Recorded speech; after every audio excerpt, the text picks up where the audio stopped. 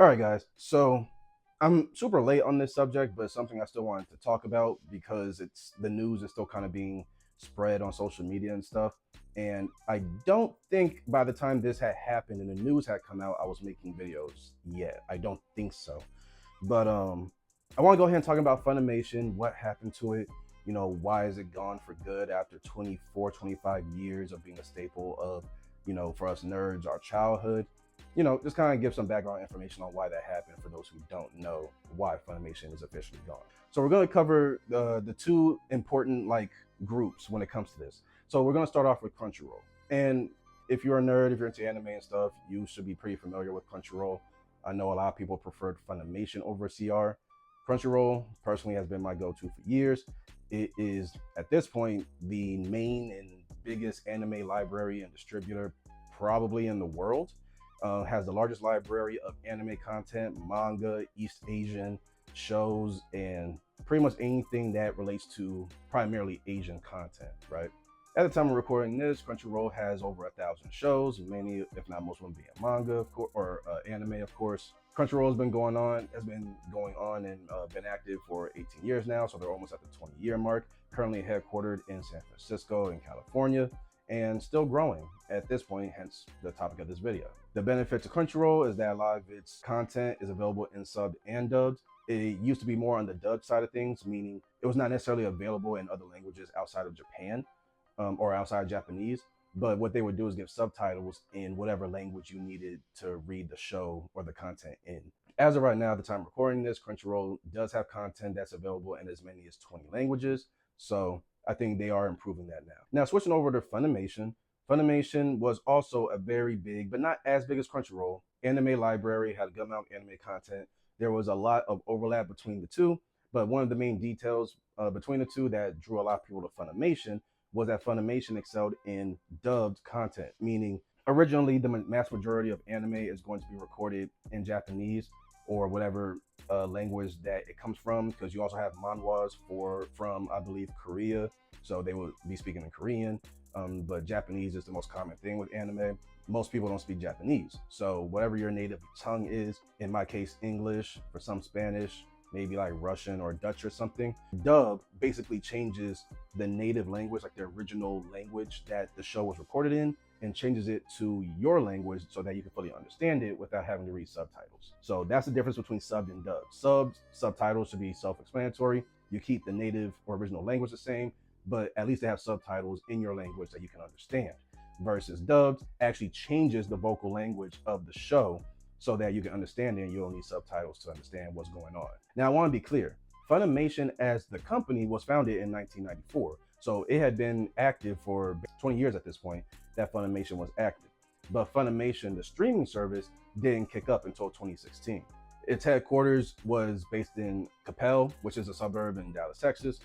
It had pretty much, again, a large overlap between Crunchyroll and Funimation. So Funimation, just like Crunchyroll, had access to My Hero Academia, Dragon Ball Z, Yu-Gi-Oh! I want to say Yu Yu Hakusho was on there, but there was a large overlap when it came to the content, and it had a lot of that content in English, whereas Crunchyroll may have had the same stuff, but bits and pieces of it or entire shows were only in Japanese. And as we know, hence the subject of this video, Funimation, the company overall, as well as the streaming service, is no longer in operation. It no longer exists at this point. So why did that happen?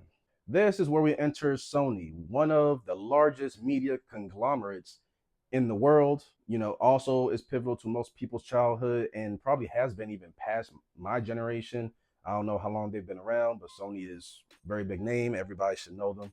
And just like any other company, especially on the conglomerate level, Sony likes to purchase other companies to bring them under its own umbrella to, of course, increase money, increase the number of assets that has control over, which allows them to diversify and enter into different markets and pretty much brings more security to the parent company overall. So I'm gonna try to keep this simple.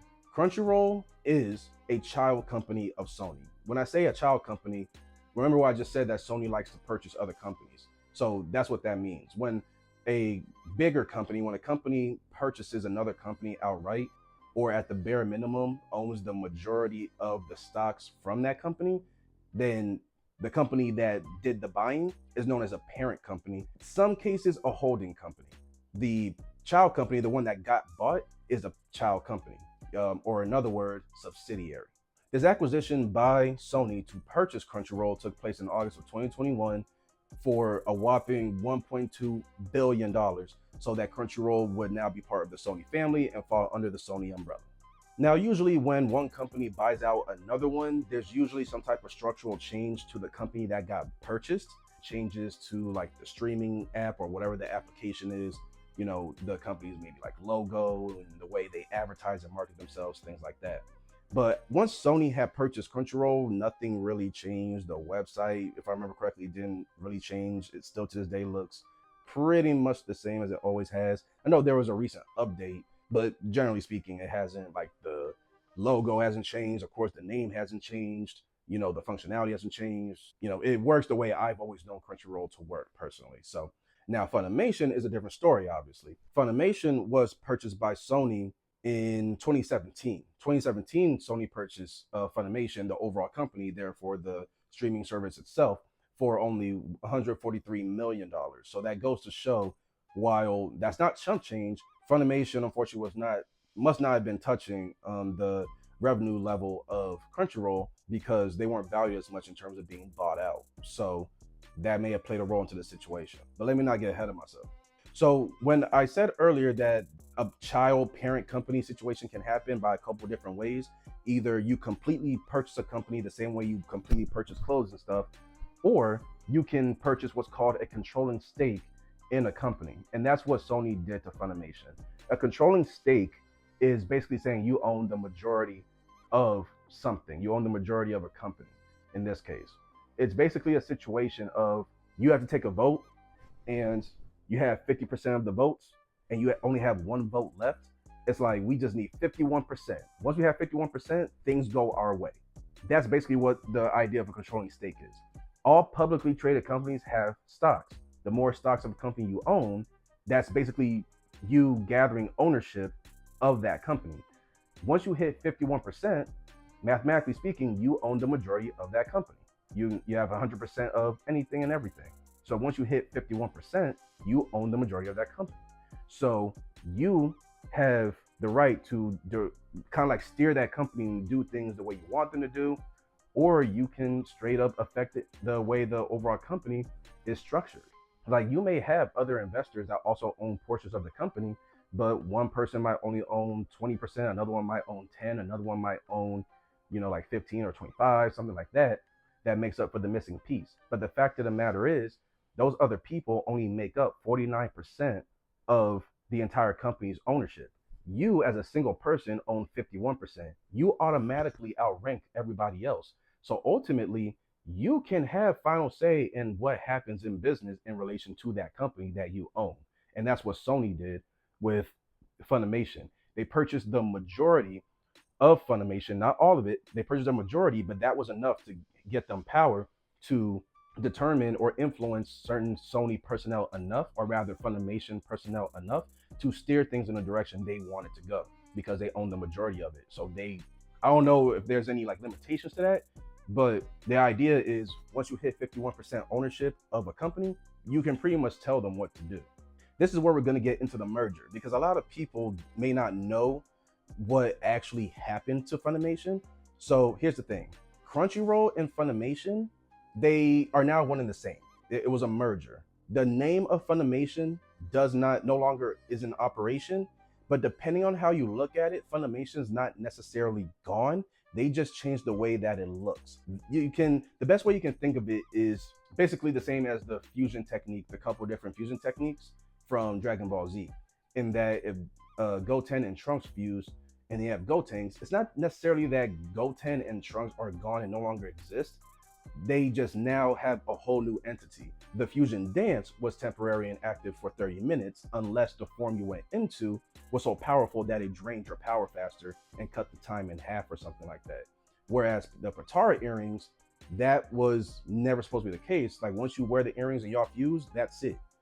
So the merger was more of the fusion dance version of it. Well, actually, no, that's a lie. It's more of the Potara, where the new thing contains components or pieces of both entities, but now they're fused together permanently and they're not going to separate. That's more of what's happening here.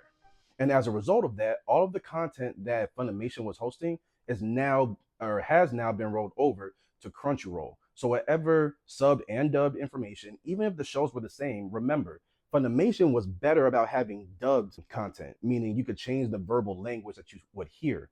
Crunchyroll wasn't quite as good at that. They have it and always have, but it wasn't as good as Funimation. That's where Funimation excelled, because Funimation's whole thing for here in the West was to provide anime content to us when we were growing up, but people weren't necessarily watching subbed content back in the day. Funimation was meant to close that gap and make it so that whatever anime that we were watching here in the States growing up on Toonami and stuff was in English. They were responsible for that. Whereas Crunchyroll takes more of the core content from wherever the anime and stuff came from and kind of brought it as it was. And if they did have a dubbed version, that they would include it. They weren't responsible for like having people record English English lines and dialogue over what was originally in like Japanese. That's not something Crunchyroll did. So they weren't as good as having dubbed content. They were good at having subbed content, but not dubbed content. Funimation was good for dubbed. But now that Funimation and Crunchyroll have fused together, that dubbed content that Funimation had, all of it has rolled over to Crunchyroll. So now Crunchyroll does have a good amount of dubbed content, and you don't have to stick to subtitles anymore if you don't want to. And as of April 2nd, 2024, which was only a couple months ago, the merger was complete. Funimation had officially closed its doors. The website and the streaming app were officially put out of operation for good. And Crunchyroll is now the sole name that we all use for, well, now mainly used for streaming anime and overall East Asian content. One particular detail I want to touch on is the price increase that's going to happen, because news did break that after the merger, Crunchyroll is expected to increase its annual price from about $55 a year. Quick thing, I don't know if that $55 a year is like you pay it all at once and you're good for the year, like you don't have to make monthly payments, or if they're talking about the monthly payments that we make add up to $55 a year. I don't know for sure. I'm going to assume that the annual price increase is more about like you make a one lump sum payment one time a year, and then the rest of the year you don't have to pay anything. That's what I'm going to assume. If that's the case, the news broke that next year, I want to say January of next year, 2025, that the Crunchyroll annual price is going to increase from about $55 a year to basically $100 a year. It's almost doubling.